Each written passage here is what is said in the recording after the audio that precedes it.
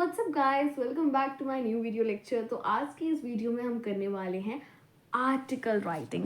तो जैसा कि मैंने पहले पैराग्राफ राइटिंग के टेम्पलेट्स बताए हैं, आज ऐसे ही टेम्पलेट्स मैं आर्टिकल राइटिंग के बताऊंगी जो सेम एज पैराग्राफ राइटिंग जैसे होंगे, बट थोड़े थोड़े माइनर से चेंजेस होंगे। तो चलिए करते हैं आर्टिकल राइटिंग की शुरुआत।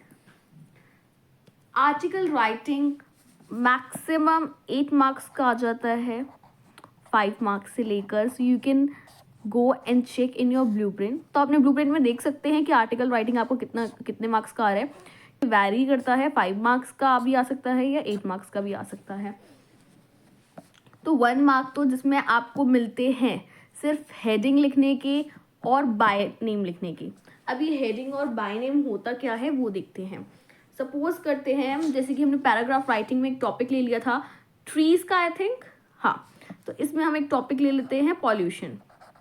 तो हम पॉल्यूशन के ऊपर एक आर्टिकल राइटिंग का सैंपल भी दिखाएंगे विद टेम्पलेट्स।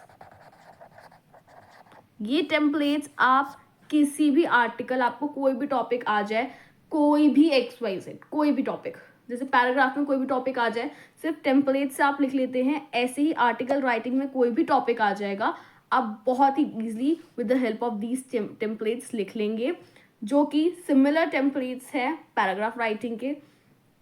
तो अगर आपने पैराग्राफ राइटिंग पढ़ा हुआ है पहले मेरी वीडियो लेक्चर से, तो आपको आर्टिकल राइटिंग बहुत ही ईजिली समझ आएगा।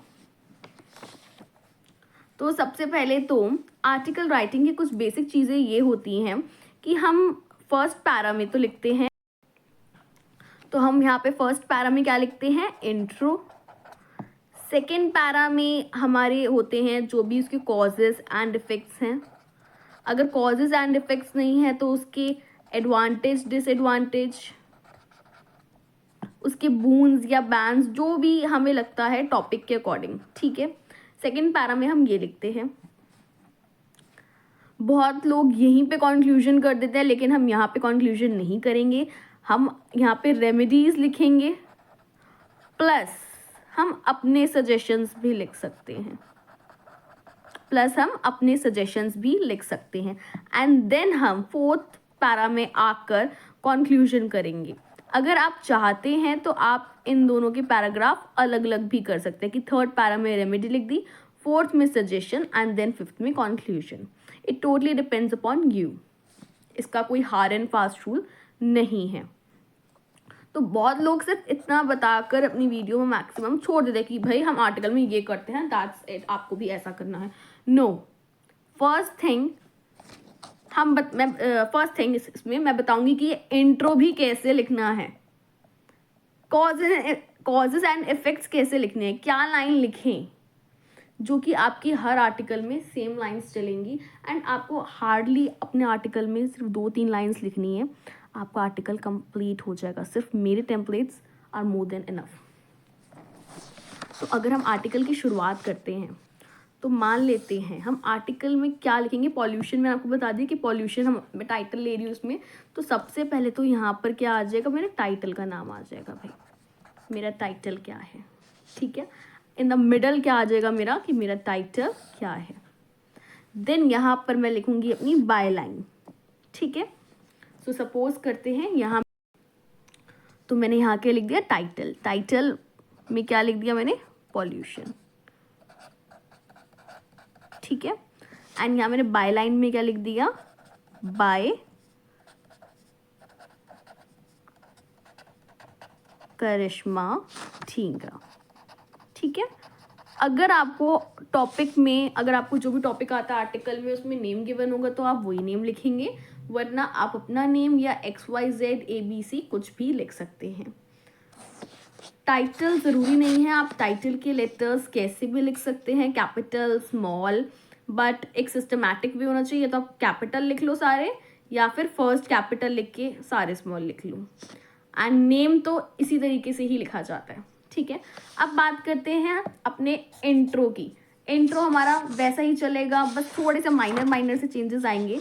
जैसे पैराग्राफ राइटिंग में चला था इंट्रो, वैसा ही चलेगा हमारा। तो यहाँ पर मैं क्या लिखूंगी, again that same line, it is an undeniable fact that the role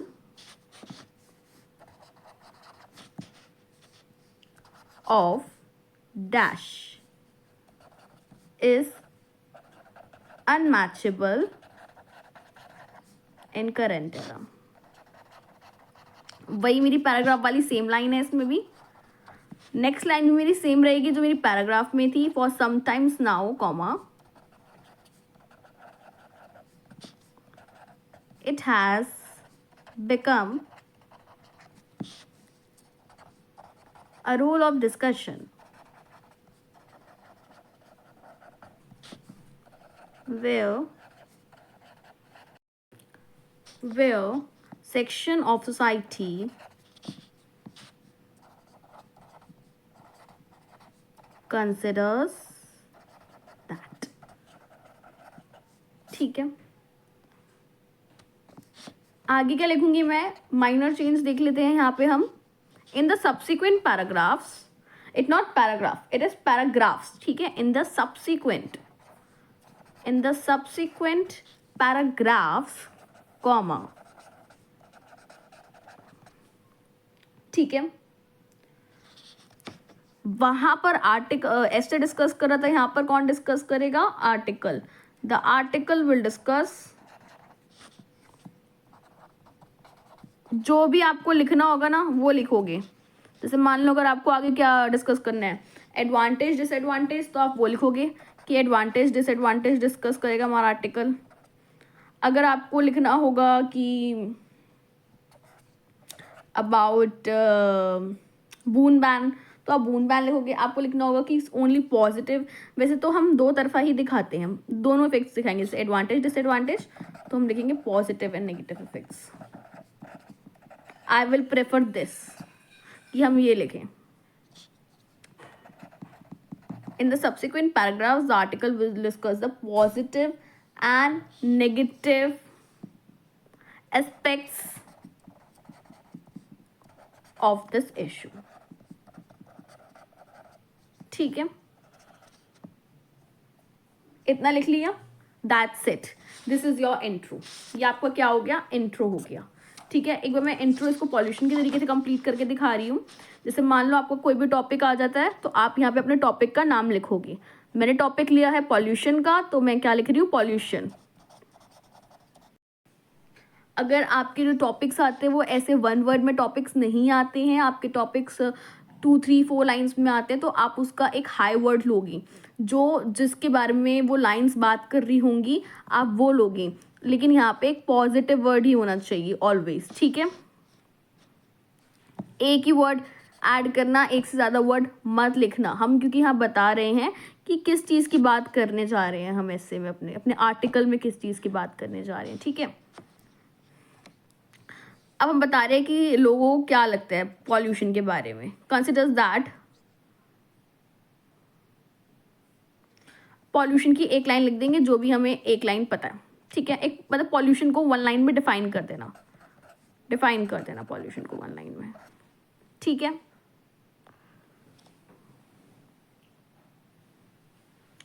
अब हमारा यहाँ पे फर्स्ट इंट्रो खत्म.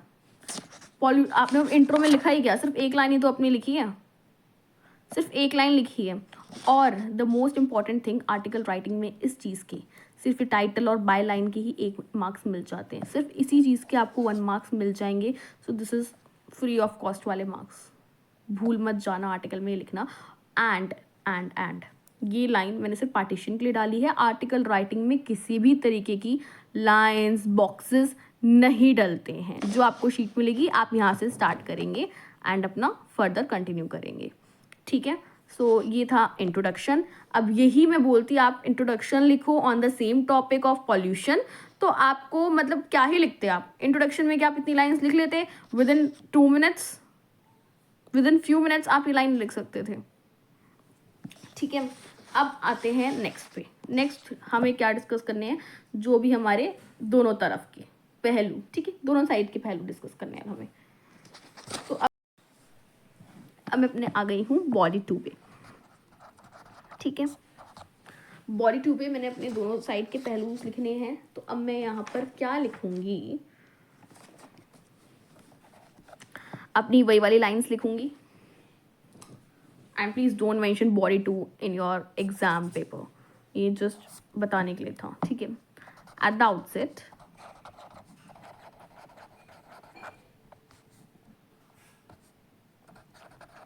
there are numerous factors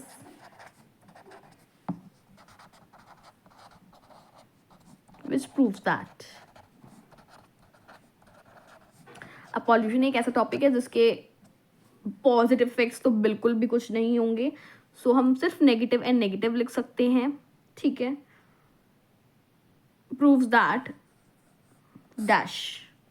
यहाँ अपने पॉइंट्स लिखोगे, एक पॉइंट फर्स्ट एंड फॉरमोस्ट, यहाँ आपका फर्स्ट पॉइंट आएगा. अब सोचोगे फर्स्ट पॉइंट तो यहाँ आएगा, तो यहाँ क्या आएगा, हम यहाँ पर बताएंगे कि हाँ हम उसकी नेगेटिव साइड्स शेयर करने जा रहे हैं, ठीक है. और फिर फर्स्ट एंड फॉरमोस्ट, फिर हम एक पॉइंट बताएंगे जो एक पहला नेगेटिव इफेक्ट होगा, ठीक है. और हम इसको आगे कंटिन्यू करने के लिए ये भी लिख सकते हैं सेकेंडली, अगर हमें सेकेंड पॉइंट भी आता है तो, ठीक है. नहीं आता सेकेंड पॉइंट तो थोड़ा इलाबोरेट करने के लिए लिख देना टू इलाबोरेट. ये कुछ वर्ड्स हैं जो आपकी डिक्शनरी में होने चाहिए ऑफ राइटिंग दिस, ठीक है. अगर आपको एक दो पॉइंट्स आते हैं तो first and foremost dash, secondary dash, इतने पे रुक जाना. अगर आपको पता है आप और लिख सकते हो, जो आपने फर्स्ट एंड सेकेंड पॉइंट में लिखा है उसको इलाबोरेट और कर सकते हो, खोल के बता सकते हो, तो आप ये की टर्म यूज़ कर लेना. ये लिखना ऑप्शनल है, ये लिखना ऑप्शनल है, ठीक है. तो यहाँ मैं नेगेटिव इफेक्ट्स लिखूंगी. पॉल्यूशन के कुछ पॉजिटिव इफेक्ट्स तो होंगे नहीं कि पॉल्यूशन क्यों हो रहा है. तो जैसे कि फर्स्ट एंड फॉरमोस्ट में मान लेते हैं मैंने अपना लिख दिया कुछ भी लैंड एंड एयर पॉल्यूशन के बारे में लिख दिया, ठीक है. मैं लेके चल रही हूँ कि मान लेते हैं मैंने यहाँ पे लैंड एंड एयर पॉल्यूशन के बारे में लिख के उसको एक्सप्लेन कर दिया कि भाई ये पॉल्यूशन है. एंड सेकेंडरी में मैंने सोच लिया चलो नेक्स्ट पॉल्यूशन लिख लेते हैं, मैंने वाटर पॉल्यूशन लिख लिया था, ठीक है. मैंने यहाँ वाटर पॉल्यूशन लिख लिया एंड उसको इलाबोरेट में मैंने तीनों का मिक्सचर लिख दिया कि या these pollution causes these and effects. Elaborate मतलब विस्तार, अपने लिखे पॉइंट्स को और एक्सप्लेन करना. इलाबोरेट मतलब टू एक्सप्लेन, ठीक है. तो ये तो हो गई मेरी बॉडी 2 भाई, ठीक है. ये मेरी बॉडी 2 हो गई. अगर यू वांट कि आपको और वर्ड्स में लिखना है, आपके पास और भी मैटर है लिखने का, तो आप एक तरीके से और यहाँ पे ऐड कर सकते हो इन कंट्रास्ट करके. If you want to write more, अगर आपके वर्ड्स कंप्लीट नहीं हो रहे हैं तो इन कंट्रास्ट में भी आप अपना आगे फर्दर कंटिन्यू कर सकते हो. तो 3 to 4 लाइन्स आपने यहाँ लिखनी है, आपका पूरा बॉडी 2 बन जाएगा, ठीक है. अब बॉडी 3 की बात करते हैं. यहाँ क्या लिखा था हमने, रेमेडीज एंड सजेशन. अब भाई हम यहाँ बताएंगे इन बॉडी 3 में क्या बताएंगे, अपने रेमेडीज एंड सजेशंस, ठीक है. तो रेमेडीज एंड सजेशन में हम कंटिन्यू कर सकते हैं बॉडी 3 को फर्दर मोर लिख के, फर्दर मोर या फिर ऑल टुगेदर. उसके बाद आप इसको 1 2 3 इतनी लाइंस में कवर अप कर देना, ठीक है. कि पॉल्यूशन है तो भाई पॉल्यूशन को कैसे कंट्रोल किया जा सकता है, ठीक है. तो उसको अपनी रेमेडी सॉल्यूशन जो भी आपके माइंड में आती है at the time of writing this, तो आप वो लिख सकते हैं. फॉर से आप ऐसा लिख सकते हैं कि अर्लियर, मतलब अर्लियर. फॉर से आप ऐसा लिख सकते हैं कि अर्लियर एक चीज़ आई थी ऑड इवन वाली, ठीक है. एक ऑड इवन वाली चीज़ आई थी जिसकी वजह से पॉल्यूशन बहुत कंट्रोल हुआ था. तो अर्लियर एक चीज़ आई थी ऑड इवन कार वाली, जिसकी वजह से पॉल्यूशन बहुत कंट्रोल हुआ था। ठीक है, आप कुछ इस तरीके के पुराने ओल्ड स्टैटिस्टिक्स भी लिख सकते हैं, फर्दर अपनी टिप्पणी भी दे सकते हैं, your example, your view, your POV, ठीक है, वो अपने यहाँ पे ऐड करना है। ठीक है, जो भी आपके लेक्चर्स होंगे, जैसे हम लिख सकते हैं कि अर्लियर एक ऑड इवन वाला कार का जो सिस्टम आया था उसने बहुत ज़्यादा हेल्प कर दी थी पॉल्यूशन कंट्रोल करने में। ऑड इवन वाला कार का सिस्टम क्या था कि ऑड डेज पे ऑड नंबर वाली कार्स चलेंगी जिनकी नंबर प्लेट पे ऑड डिजिट्स हैं, एंड इवन पे इवन वाली। सो इस तरह के हम रेमेडी सजेशनल लिख सकते हैं कि अगर ऐसी चीज़ें वापस आ जाएं, या फिर अपना कुछ जो आपके माइंड में चल रहा है कि पॉल्यूशन और कैसे कंट्रोल होगा। जैसे कि जो कैमरेज हैं जैसे चालान के टाइम पे क्लिक कर लेते हैं, एट द टाइम ऑफ चालान वो क्लिक कर लेते हैं कि हाँ भाई इस बंदे का इस वजह से चालान हुआ है। ठीक है, वर्चुअली हो जाता है थ्रू फोन। तो इस ऐसे ही अगर कोई भी स्पिट कर रहा है रोड्स पे, थूक रहा है, या फिर गंदगी मचा रहा है, रैपर्स फेंक रहा है, या कुछ भी लैंड पॉल्यूशन कर रहा है कोई XYZ बंदा, तो उसके साथ भी ऐसे ही CCTV सर्वेलेंस के अंदर आके उसको भी फाइन इम्पोज करा जाए, जो कि इन अब्रॉड ज़्यादा चलता है। ठीक है, तो आप अपने इस टाइप के कुछ रेमेडीज, इस टाइप के कुछ सजेशंस लिख सकते हैं। नाउ बॉडी 4 की बात करते हैं। ठीक है, हमने पैराग्राफ राइटिंग में करा था टू रिकैपिचुलेट करके everything that has been so far. इसमें हम इतना नहीं लिखेंगे। ठीक है, इसमें हम छोटी सी लाइन लिखेंगे। लाइन भी क्या, कंक्लूजन में 2 वर्ड्स लिखेंगे। ठीक है, या तो हम लिख देंगे टू समराइज, या लिखेंगे कॉमा, मतलब सॉरी, टू समराइज लिख देना, या फिर टू सम अप, जो भी यू फील बेटर। ठीक है, एंड उसको एक लाइन में, मैक्सिमम एक लाइन में प्लीज़ कंक्लूड कर देना। ठीक है, जो भी आपका ऐसे कहना चाहता है उसको आप एक लाइन में कर देना। So the most easiest template you will ever get on the whole YouTube channel. तो यहाँ पर एक लाइन में कंक्लूजन दे देना, and that's it for your article, and you all set for writing a very fantastic fabulous article. So that's it for today's video. Thank you.